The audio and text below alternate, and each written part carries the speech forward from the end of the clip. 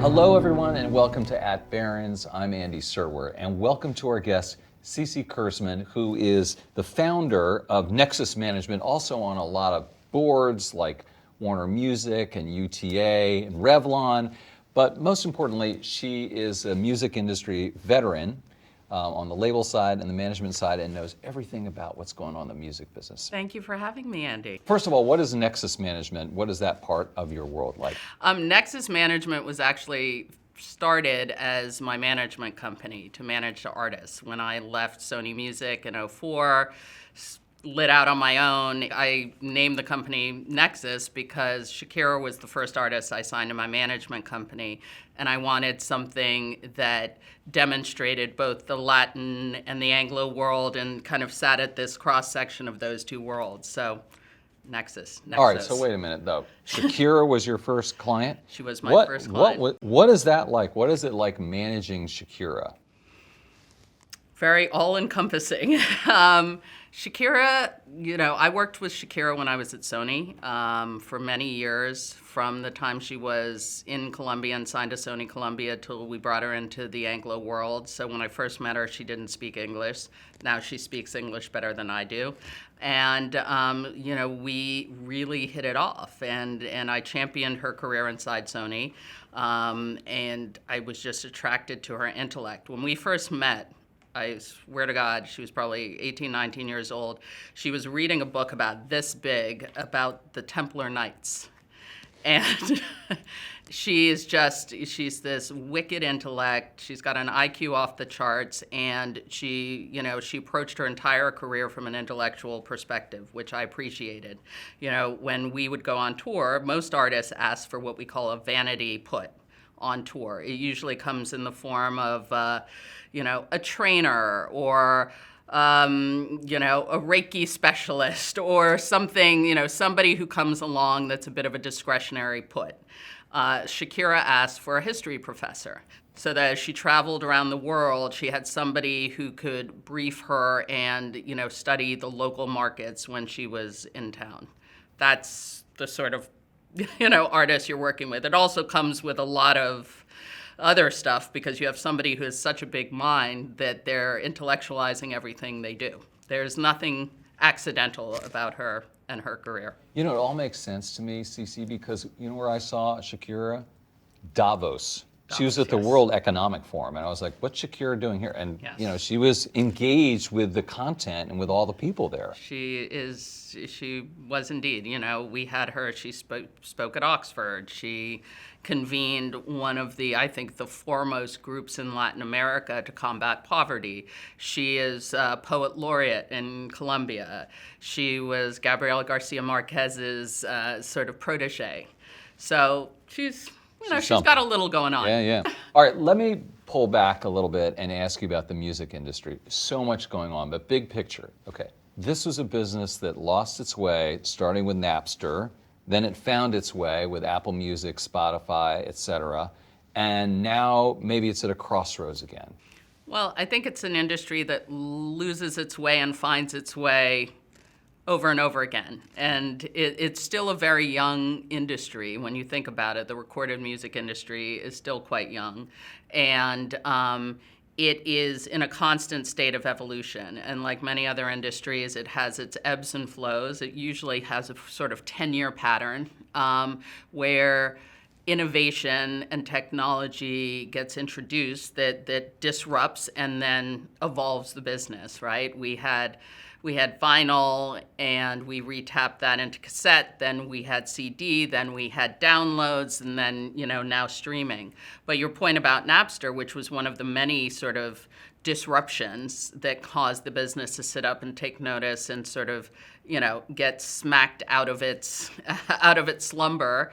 Napster and what Napster preceded was a foregone conclusion, and it was early when it was Napster, and if you think about it, if the major labels had taken their cue from the demand that Napster created, they would have been there instead of Apple, right? They would have been there and been able to kind of own the digital music business, and instead they've abdicated it to a third party. So all of that data that sits on the other end of the, your third party partner, it does not belong to the labels, does not belong to the artists.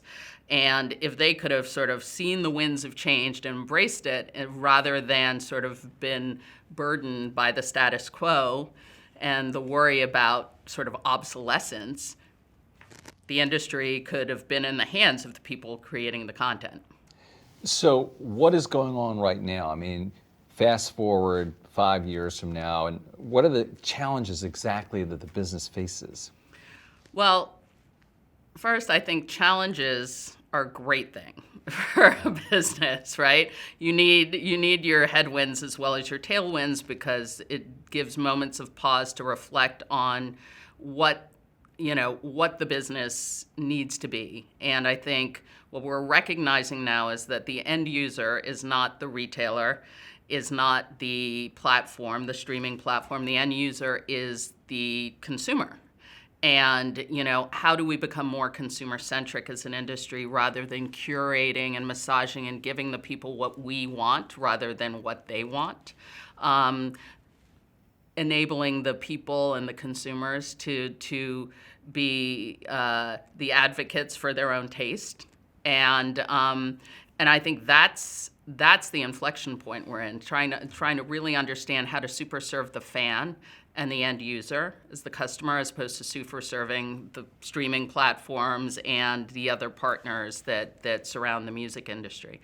And I think it's going to be a rocky road for a minute, but I think those companies and that are willing to embrace technology, it's here to stay. It's going to be a very important piece of what we do as an enabler and not a blocker, are going to be, there's nothing but net. Music is essential. Music is like air, right? It's not going anywhere. And as long as you're close to the source, whatever that source may be, it could be a songwriter, it could be a performer, it could be an AI, right? But as long as you're close to the source of creating music, you're winning. I want to go back to AI, but I also want to ask you about TikTok. I know you're a big fan, and you have some real thoughts about how it's impacting the music business. Well, I would say it's not that I'm a fan. I'm a user. Right. I'm a fan as a user. Right. I think what the platform has done for fandom and for content creation, and really democratized it and put it in the hands of the end users, again, the customers, is brilliant. I think that, again, is the natural evolution of the power base shifting to the end user and the consumer. So I think that's brilliant, because when you see, it doesn't have to be professional, it doesn't have to be polished, it has to be heartfelt. And when you combine heartfelt storytelling or humor and music and video, and you put it in the hands of the consumer, it's super compelling. And what you realize is, actually, the consumer likes the stuff that their peer group is creating more than they like the stuff that we've agonized over for years to put in front of them. And they're quite capable and able to be able to make content that people want to consume. And it's not everything. There's Right. a lot of stuff out there that nobody wants to consume, but by the way, that's great too. Just the fact that people have an outlet is magnificent. And I'm not saying that TikTok doesn't have issues in terms of youth culture and how it's employed by kids and how they feel about their social standing because of TikTok. But I do think, that is now the platform of discovery for music. The magnificent thing that it's done in the music industry is it has a tapped catalog, right? Fleetwood Mac is hot again because one guy holding onto the back of a truck, playing Dreams, went viral. And all of a sudden, the catalog's up, the song's at the top of the charts, a generation who never heard of Rumors is tapped into Rumors, and then it has the knock-on effect. We now have Amazon just released Daisy and the Six, which is a new show that is inspired by Fleetwood Mac and the relationship the relationships going on within Fleetwood Mac, and all of a sudden that's inspired a biopic, and there's a lot that there's an interest in the band and the music again. That's a great example. And in the Kansas State example? Kansas State's pregame ritual, Kansas State's men's basketball pregame ritual uses a DaBaby song. And the ritual in March Madness became viral, and with it, the song became viral. And so now that song, which was not a single, is now a big hit by virtue of that. So again, emotion, visuals, music, the combination is really, really threatening. Speaking of threatening, I want to get back to AI. And that's an opportunity, it's a problem, it's a threat, it's a lifeline, it's a new avenue. It could be any of those, and it probably is all those things. It is all of those things. It is a existential threat, but with that, it's also Lay out for everyone why specifically. Let's start at 101 here. AI, November 2022, ChatGPT. All of a sudden, the world who's referenced AI is all of a sudden it is changing how we do things. Kids are writing papers using AI. You're creating plans. You're booking travel. So much. It's now incorporated into our everyday lives in a very, very short period of time.